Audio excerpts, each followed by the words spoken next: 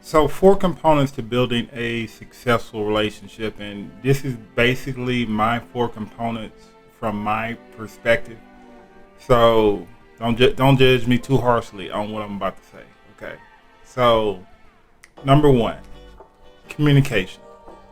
So, communication is so critical in any given relationship because it is essentially the only way that you can really understand a person, like where they're coming from, like who they are, the things that they like, the things that they don't like. Like if there is not effective communication in relationship, it's very difficult to kind of get your message out to your partner in a way where they understand or can understand where you're coming from. So the component that makes relationships successful is when you can communicate with each other in a way that feels non-judgmental, right? Because no one wants to actually communicate with a person where they feel like they're judged. So they feel like what they're gonna say is gonna be taken in a way, like a negative way, right? And at some points, yeah, it all depends on how it's said too, right? So as a communicator, you do have a small portion of how certain things are delivered, right? Now, the response to it is not on you, right? As a communicator, the response to it, you can't control that part. But communication, as far as like just being able to communicate with your partner in general, has to feel non-judgmental, okay? The other part about communication in a relationship is that you have to prioritize communication, okay? Because sometimes in any given relationship, you may have kids, you may have jobs going on, you may have all these other components where, you know, communication is maybe hit or miss. Like communicate in the morning, you may not see each other at the end of the day, or text messaging, or either phone call communication. But sometimes throughout those different variations of how we may communicate, things could be missed, right? Like you could really just have some things that are like really pressing on you that you really want to talk to the other person about, but the other person may be busy, they may have other things going on, and that part, it never gets communicated, right? So that's kind of why it's important for both parties to set that standard. Like at the end of the day, this is our time to download, right? Like this is our time to, you know, share with each other, to build that form of emotional connection with the other person. But both parties have to kind of decide that that is going to be something that's going to be important for them, and then also the relationship, because that is a foundational piece to how you continue to understand and then grow your relationship, is how well you can communicate with that other person, right? So something that people don't tell you, or a lot of people don't tell you before you get into a relationship, is how to maintain a relationship, okay? There's not a book, there's not a study, there's not, you know, something that you get handed whenever you say, hey, I like you, I wanna date you, I wanna marry you. Like there's not they just don't give you that at the door and say, hey, here, take this is how you maintain your relationship. A lot of these components is stuff that you find out over time, or just stuff that you've kind of picked up over like former relationships, or even some of the relationships that you've seen growing up, like with your parents or aunts or uncles or something like that. So a lot of this stuff that we may learn as far as like how to maintain relationships may be a good thing, but also you could pick up bad habits from, you know, previous situations as well. So that's kind of why it's so important to be one of those perpetual learners. That's what they say. Like always be willing and open-minded to learning new things to improve yourself, but also improve your relationship too.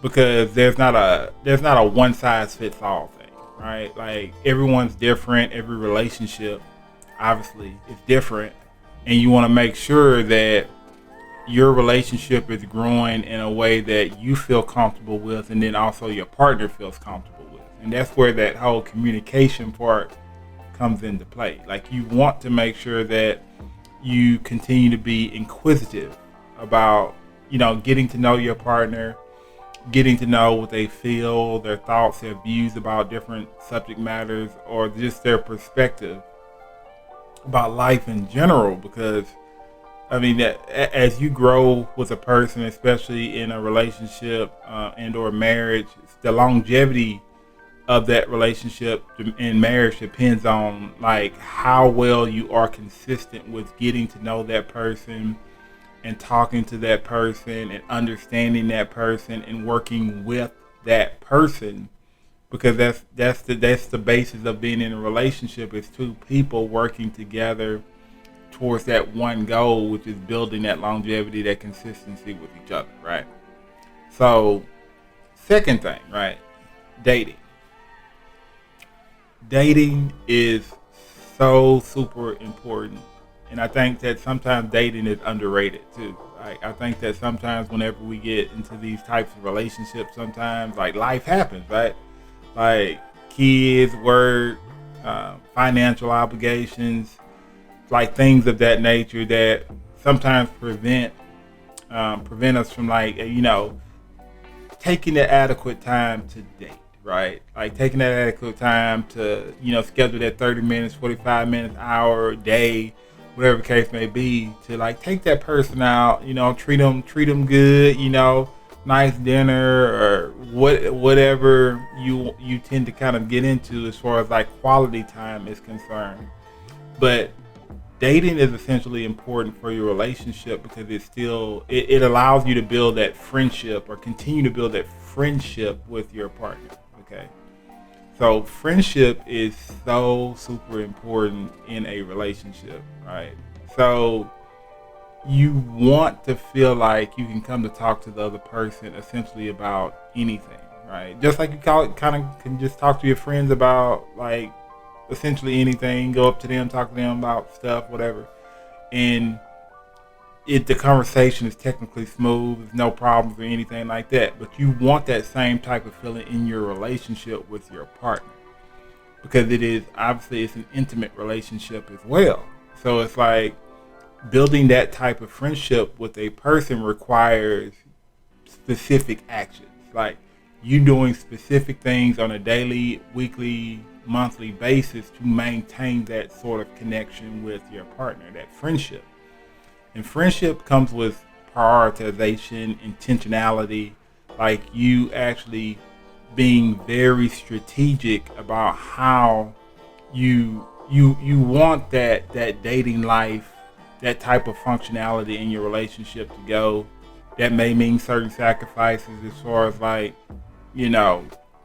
budgeting, or like talking to family members about watching kids, or friends about watching kids, or just your schedule changing in order to prioritize that dating portion. But I'm telling you, prioritizing that dating portion will benefit you in the long run and also the short term too, right? Because everything is part about building that longevity and the functionality of your relationship. And that's a very big thing for you to actually do as far as like for your partner and then also yourself, right?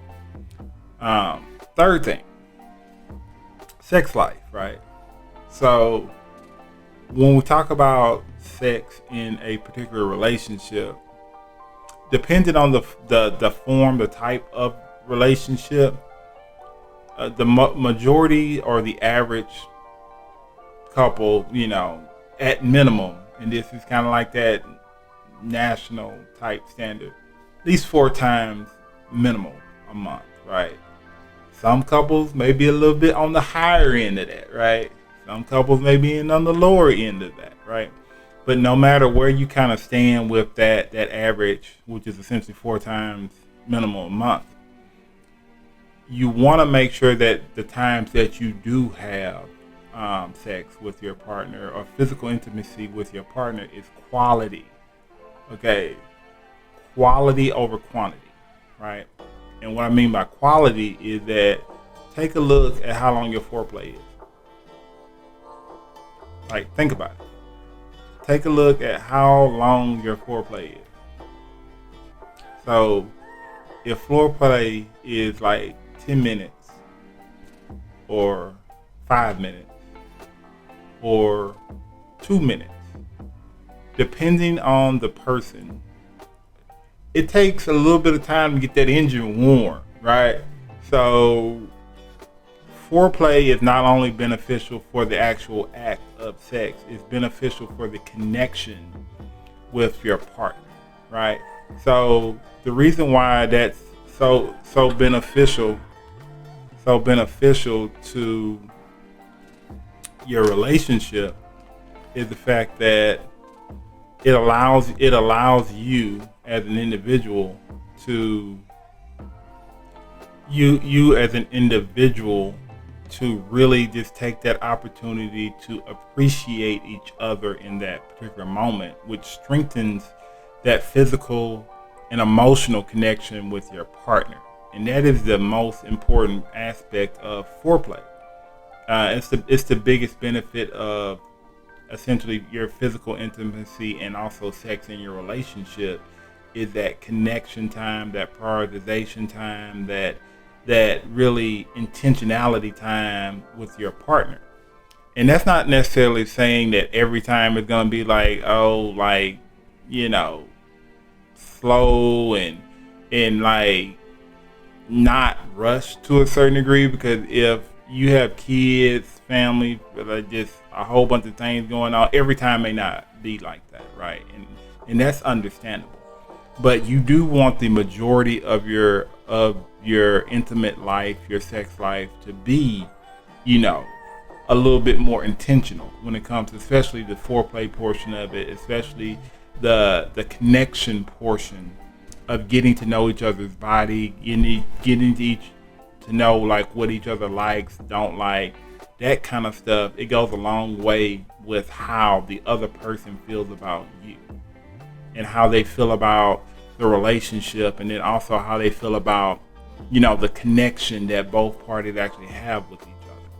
So consider that point when you are being like physically intimate with your partner. Are you being intentional about pleasing the other person? Are you being intentional about taking your time with the other person, getting to know how they think, how they feel about certain things in that area? Are you showing them the adequate enough attention in that area to build like that long lasting connection with that person, so that your relationship grows as well as that connection grows with that person? So consider that point when it comes to that. And the last thing that I kind of wanted to kind of address and kind of talk about is essentially like four things that's going to really just help you with longevity in a particular relationship. And I'm just gonna put it out there, it's just words, right? So perseverance, forgiveness, patience, okay? Gotta have patience and prayer, okay? So perseverance, patience, prayer, and forgiveness, okay? All those particular components are going to be things that you may utilize in the longevity of your relationship. Stuff happens in relationships. Not every relationship is obviously the same, and nobody's perfect, like nobody. So that means that you are going to make mistakes. Like things are going to happen where you may not intend for them to happen like that, or it just life, right? And all those components you're gonna need in order to kind of either move forward within that relationship or figure out if you may need like professional assistance at that point to kind of help you move forward in that relationship. Like relationships in general are two people every single day choosing each other and choosing a way to move themselves forward. It also is moving the relationship forward. Two people have to choose that. One person cannot carry a relationship. One person cannot push a relationship forward alone. if one person is doing that, that is very tiresome. Okay, like over time, that is not a longevity builder. It's not. No. So that's why it's important, if you are in a relationship or if you're thinking about getting into a relationship, remember that you have to be able to work well with others, or work well with a person that does not think like you, right?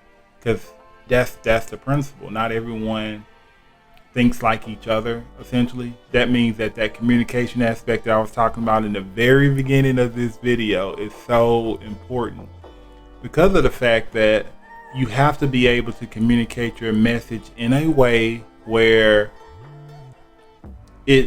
you are able to get the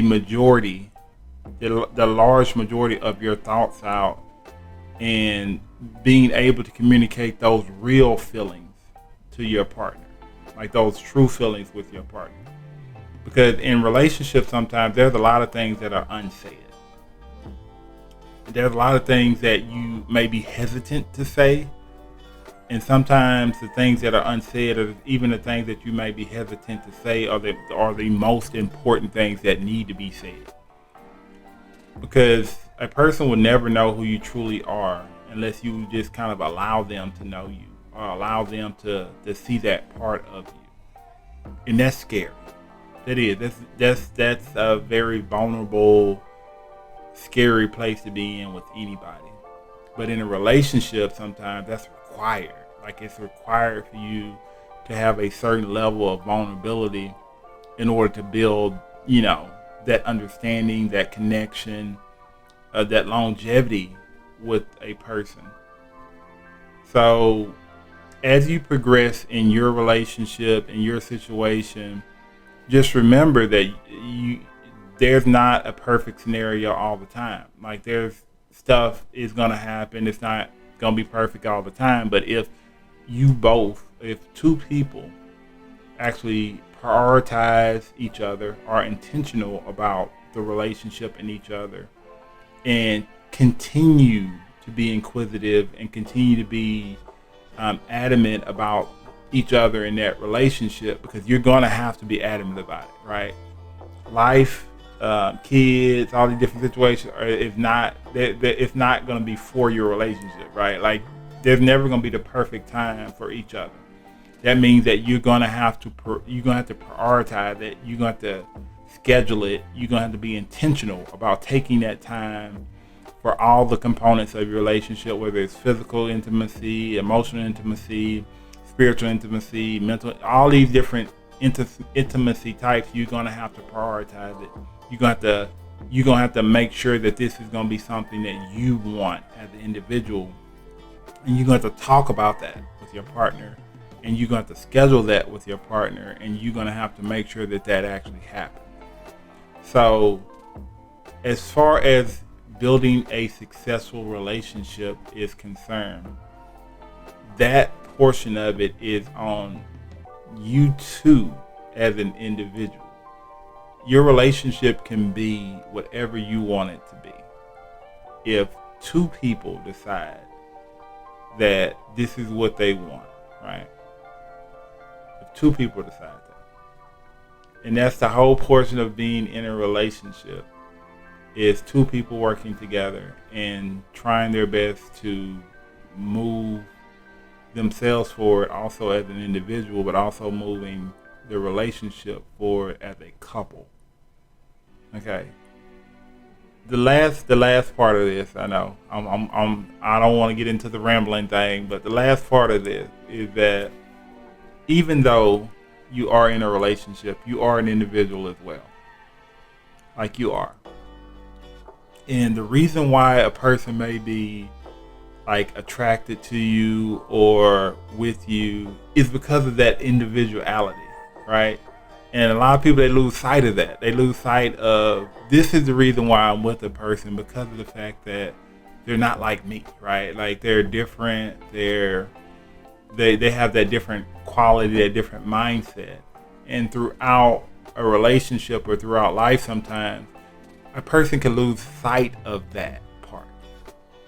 And people lose sight of that part because they neglect to prioritize that time for communication, that consistent communication, that consistent quality time. And quality time is different from just spending time together, okay?